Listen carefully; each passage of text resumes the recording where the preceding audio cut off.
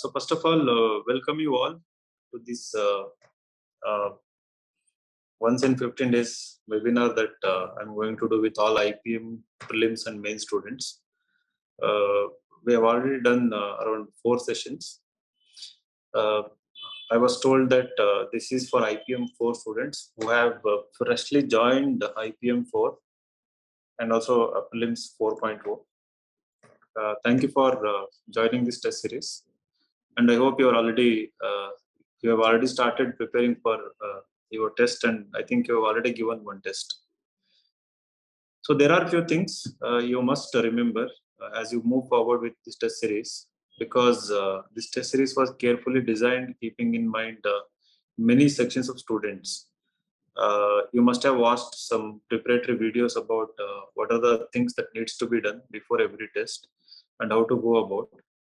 In this video, I will briefly talk about certain things that you need to remember and how to effectively utilize this test series so that in 2023 you can give your best attempt in order to crack the examination. So first of all, there are a few fundamental things that you must remember when you move towards 3 prelims and 2 mains tests are already done. So that is wonderful. So I hope everyone who have enrolled for the test series has given the test. There are certain things, fundamental things. I think any test series can be utilized to the maximum extent when you follow these fundamental rules. I use the word fundamental very carefully here because it is fundamental. The number one, the reason you have enrolled for this test series is to improve your skills, whether it is prelims, whether it is mains. So mostly answer writing skills. These skills won't come easy. These skills are not something that you can develop overnight or within few days. Development of these skills usually takes 2 to 3 months.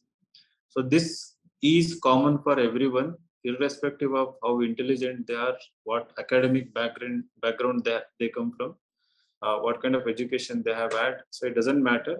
It usually takes 2 to 3 months. So I have seen students from the most prestigious colleges, and I have seen students from not so prestigious colleges struggling with answer writing in the initial weeks. So this is common. So keeping this in mind, one intentions, one is improving answer writing skills. The second one, you want to bring discipline into your preparation because there is a fixed timetable. You want to follow that. By following the timetable, that will bring you discipline. It is difficult to follow certain things on our own. You need to be accountable to someone. There are mentors to whom you will be accountable, and there is a timetable to which you will be accountable. Right. So discipline is one thing, consistency through timetable, and another improvement of skills. So with respect to improving these skills, it is mandatory to give every test, irrespective of your level of preparation. This is one common mistake I keep seeing, I keep witnessing in every test series every year. People enroll to this test series with enthusiasm, with Josh, but what happens is that there are certain things that prevent them from giving these tests. So one of them could be underconfidence because they may not be having notes. They think that they cannot write good answers. They think they are underprepared for the test. They think they lack notes. They think they don't have enough information. So something like these are all not reasons. These are all excuses, which you tell yourself to prevent yourself from doing a necessary thing that will help you improve your skills. So that you have to introspect about. So if you have missed a pass to 2 tests, ensure that they are given and uploaded for evaluation. And going forward, don't miss a single test. Secondly, you might be asking a question like like my notes is not ready, there is so much to study, there is so much to complete, how do I go forward and give this test? So one thing is I've already made clear in my previous sessions also, Here you don't have to uh, study everything that is there in the textbook. For example, if the next test is about let's say geography, it is not wise to sit with bulky books of geography or notes of geography to try to read from page 1 to the last page. You have to be very selective here.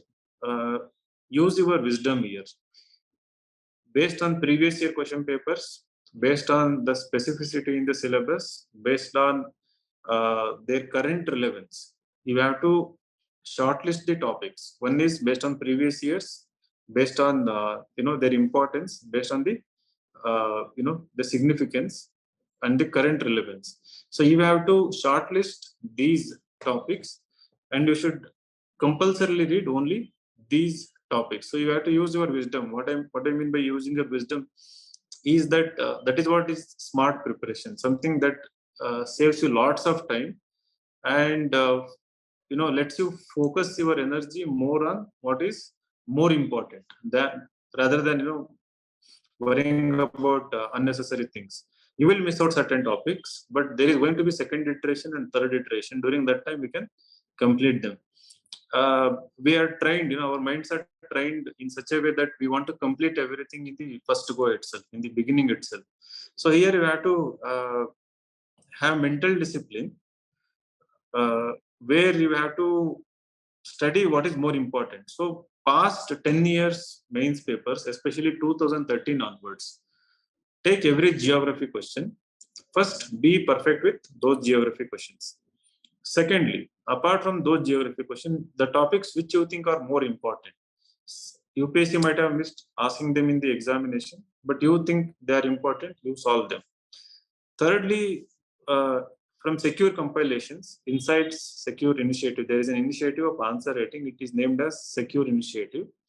In that past 1 year, we might have covered geography questions because certain things related to geography might have been in news. There might have been a space exploration. There might have been a volcano somewhere or some earthquake somewhere, some kind of natural disaster linked with physical geography. So you pick up all geography questions from last 1 year uh, secure compilation and you read them, right? So these two must be your primary sources. The third source should be the questions that are there in the NCERT textbook at the end of chapters in class 11th and 12th textbook. So take those questions from class 11th and 12th NCERT books and be perfect with these questions. So there are three sources, primarily previous year papers, secure compilation, and NCERT textbook. So you don't have to worry about anything beyond this. You plan for the next test immediately after the present test. So today, if you have written the test, go back, read its synopsis, revise things, the things you have missed in the test. If you have left, like say 10 questions, try to write answers also at home. Okay. And then for the next test, take a small break and list down all these topics, right? If you have 5 to 6 days for the next test, so try to complete all those topics within 5 days, right?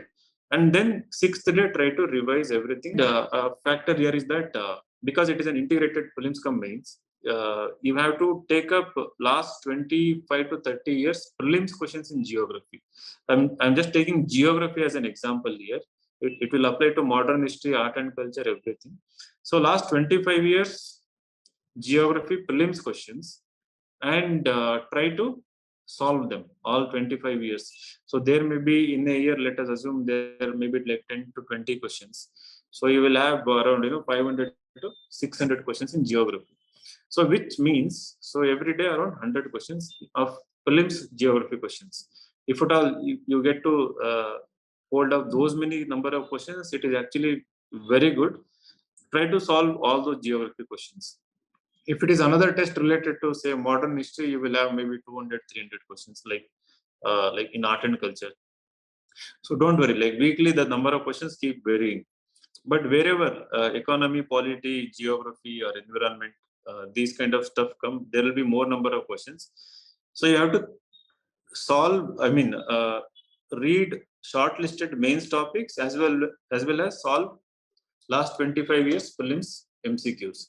So by doing this, you are getting prepared both for prelims and mains. Solving MCQs will provide the required amount of examples, quality examples, because most of the questions are factual. You will get n number of examples for writing, enriching your mains answers. And by writing, preparing from mains perspective, you will get the required depth for prelims questions also. Like certain prelims questions which are conceptual, analytical in nature, require certain depth, so that you will gain. So that is why this IPM is beautiful in a way that if you learn to integrate on a daily basis, your performance in weekly prelims and mains test is going to be really effective. That you will not be stuck in 70s 80s in prelims, or 60 70 marks in mains. So you will consistently start seeing score of 90 plus in mains, and even in prelims like 100 plus going forward. Another problem that people keep complaining about is that in the very first test or second test, everyone wants to write all 20 answers. So this is something you should avoid, because people try to take 1 hour extra, 2 hours extra, half an hour extra, and try to write maximum answers. This is done to score more marks, because you want to write 14 answers, 16 answers, and score more marks. In my experience of guiding students and watching students, witnessing students, this will not help you gain the speed. This will not help you write quality answers in the long run, because in the exam like situation in 3 hours, you have to push your limits.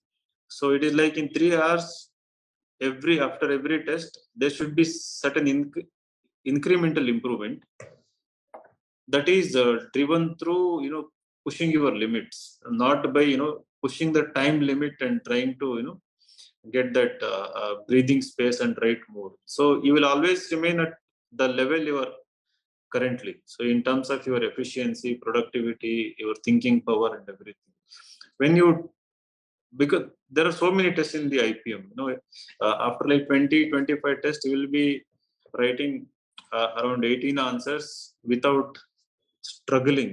These 18 answers you will just write within 3 hours. That will naturally happen. That will automatically take place. When you start to take more time and write more answers, this actually won't help you. That I've seen. Okay. If you want to write more answers for the knowledge sake, you can go back to your home, you can go back to your room, and there you can write them as a matter of practice. But submit a copy that you've written within 3 hours to the evaluation, right? So but don't try to write more answers, write all answers and submit for evaluation. This won't be a real indicator of your progress. Okay. Thirdly, in the beginning stages, focus on the quality answers, so not on the quantity. So if you're writing, say, it is very common that in first 4 to 5 tests, people write only 8 to 10 answers. This is very common. Those who are writing their first test after their coaching, after their self study preparation, they usually write, if it is your first mains test, they write only 8 to 10 answers. So this is a common problem with everyone, so you don't have to worry about. Someone is messaging that she could write only 5 questions, so that is common. Okay, like I said, 8 to 10. Some people write 5 also, 6 also, but 8 to 10 is something the norm. From there, everyone will go on to improve it to 18 to 20 in a matter of 3 to 4 months. So this is also normal. This is also common, which means by January you will be writing 18 to 20 answers, irrespective of which subject you are attempting. It doesn't matter. You will be writing those many tests, so those many answers. So, but writing quality answer must be your habit. Your you know when you try to write more answer, the quality always suffers. So that though you might write all the test, though you may write every try to write most of the answers, because you are not focusing on the quality, unfortunately, writing poor quality answers become a habit. So this is a very dangerous thing when it comes to real mains, because more writing 20 answers somehow will get you, like 90 to 100, and you will think that you are scoring 90 to 100. No, it should be like, even if you write 15 answers, you should be able to score 105 marks or 110 marks, right? So that average should be 5.5 to 6 marks in every answer. So now the quality answer is, it depends on the quality of your first content. So the preparation, multiple revision. If you don't have content, you cannot just come and write in the examination hall. So for that, it is fundamental to have quality revision, like multiple revision. Again, as I said in the beginning, try to be specific and read as much as possible based on the shortlisted topics, so that out of 20, you will know some 10 to 14 perfect answers. But if you try to read entire textbook, the same thing will happen in examination. You will come with half knowledge for everything. You won't be able to do justice. So first is having content is important. Second one, a little amount of practice at home. Every day you try to write either one or two answer, or you can just write the skeleton of answers. If you're weak in introduction, practice introductions every day. If you're weak in structuring the body, you try to just structure it. So it will hardly take 2 to 3 minutes per answer, just the skeleton part. So you don't have to write the entire answer, so that the amount of time you are investing in thinking in the examination hall is gradually getting reduced, because people struggle to write good introduction. They spend lots of time writing only introduction. Some people find it difficult to structure their answer, divide question into multiple parts. Under each part, second, third important problem is recollection of examples. Most of them end up writing only generic points. If you're writing 10 point, now the rule is you should definitely write 8 to 10 examples, and the example quality must be very good. They should not be generic example, or you should know that anything that instantly comes to your mind is mostly generic and obvious example, and you should try to avoid that example, whether it is in GS paper or essay paper. So you have to think for another few seconds and try to recollect a quality example. So this is one rule you can apply. Just don't write anything that immediately comes to your mind. Again, here, anything that immediately comes to your mind depends on the quality of your preparation. You might have prepared really well, and then in the immediate instance, quality example may be occurring to you, so you write that. But in most cases, it is something uh, you know that doesn't add value. Those kind of examples occur to you, so try to avoid them. So in these answers, quality answers, the introduction should be analytical with two components in it. One is context and significance related to the question. Most people write only a random fact, or a definition in the introduction. So because you just started, please remember that even sometimes evaluators might also tell you, in the introduction, write definition, but definition, introduction, two are entirely different. So you can search your dictionary. Introduction has a different meaning, definition has a different meaning. Definition is not introduction, introduction is not definition. So in the introduction, there should be a context and significance related to the question. After that, you can write your definition, any keyword. If there are three keywords, write three definitions. If there is one keyword, write definition of that. After definition, follow it with an example. After doing that, immediately start addressing the core demand of the question, right? So both no, definition comes after the introduction, not in the introduction. So introduction is usually like 25 to 30 word paragraph, so 1 to 2 sentences. After that, leave certain space and then write your definition very briefly, the standard definition, and then follow it with 2 3 word example. And then immediately after one third space is consumed in writing introduction and the definition. So definition, where there are key concepts and keywords. In some answers, you may have to write little background of the topic that is asked, right? So not in every question you will have to write definition. In some cases, it is some background. It can be historical background or elaborating the context as well. But after 1/3 of space, you should immediately hit the demand of the question. The first subheading should be the first part of the question, right? And in GS answers, repeat the exact words that are there in the question in your subheadings. So if the question is asking for solutions, I'm just giving a very vague example. Use the word solution itself. So now don't use the word like way forward or something like that, right? So this is another mistake people make,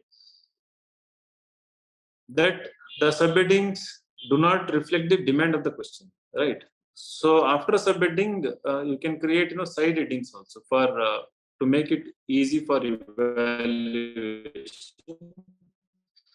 See, these things, nuances, we will have a separate session on just briefly touching upon these things. So quality answer must be your priority. Evaluators at Insights will give you detailed review also, like they will write detailed comments in your answer booklets.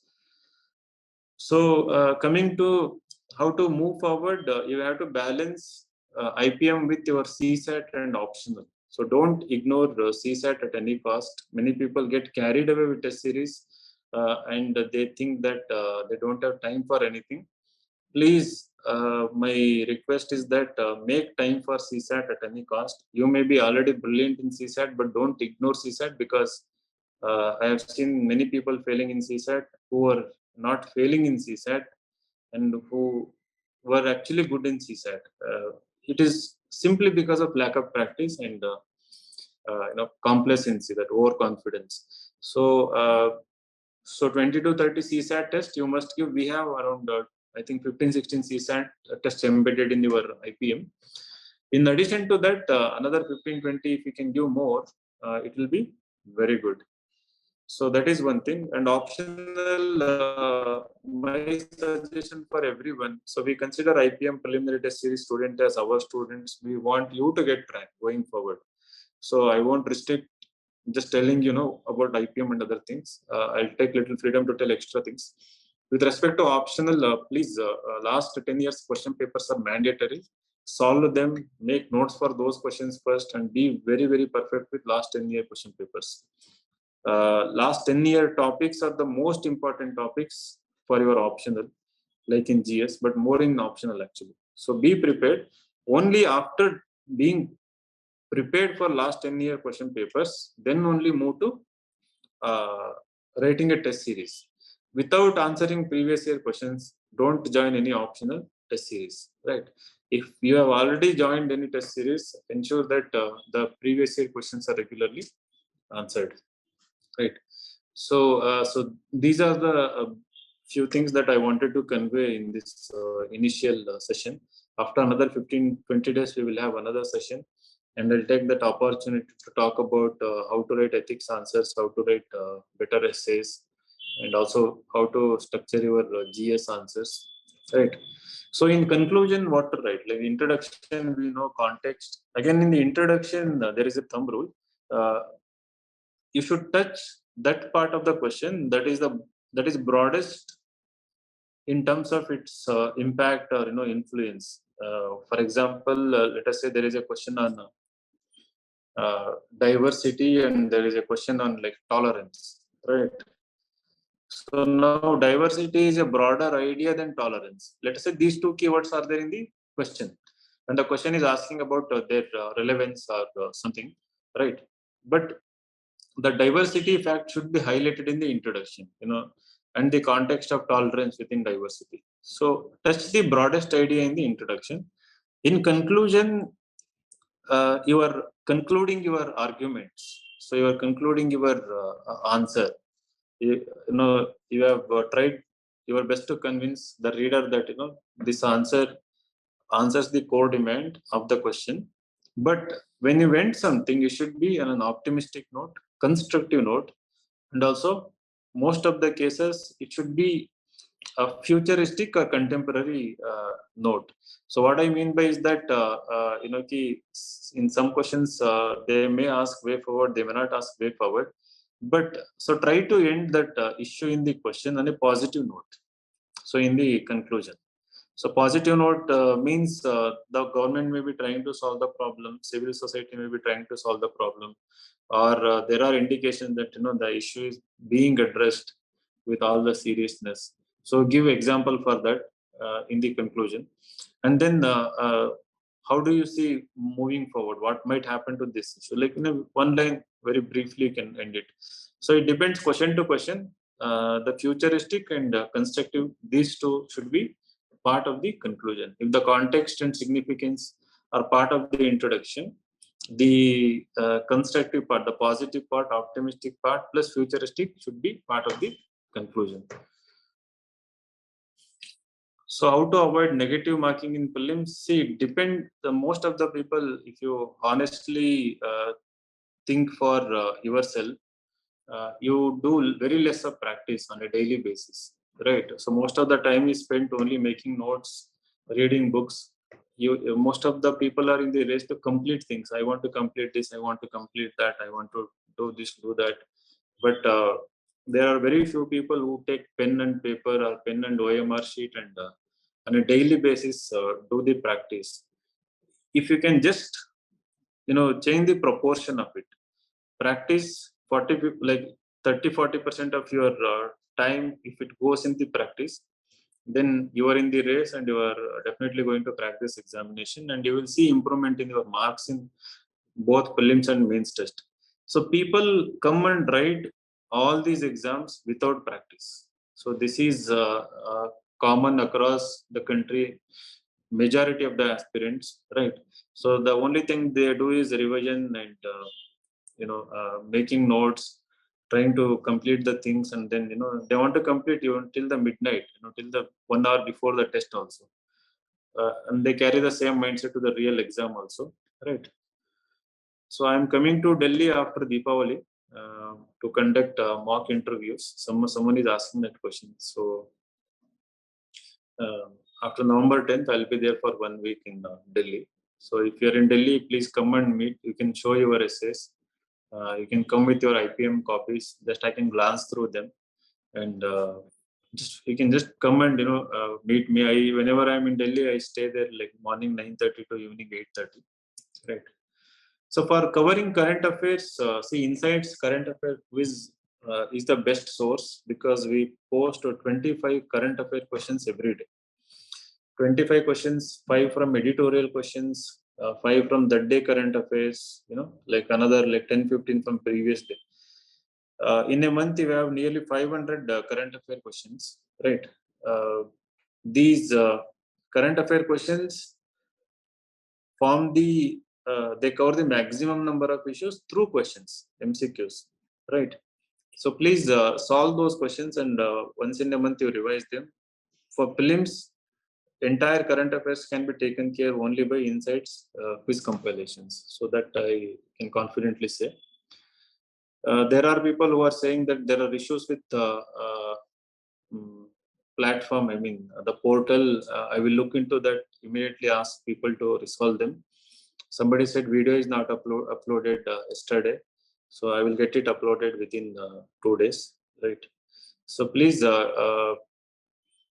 if you have any issues, please feel free to message and share in these chats. Last time, like we compiled all the chats, we answered them, we sent them. So for all your uh,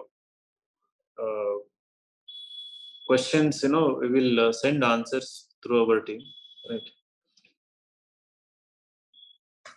So wish you all the best, and I hope you will make maximum use of the program and go on to get ranks. So we'll keep meeting again and again. So if possible, share with us best answer copy so that I will see. Say the sharing best answer copy is something to do with the privacy of the individuals. Some people don't agree with, they want to share their copies.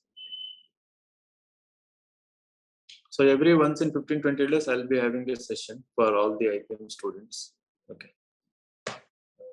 You can ask any doubts. So wish you all the best. Thank you so much.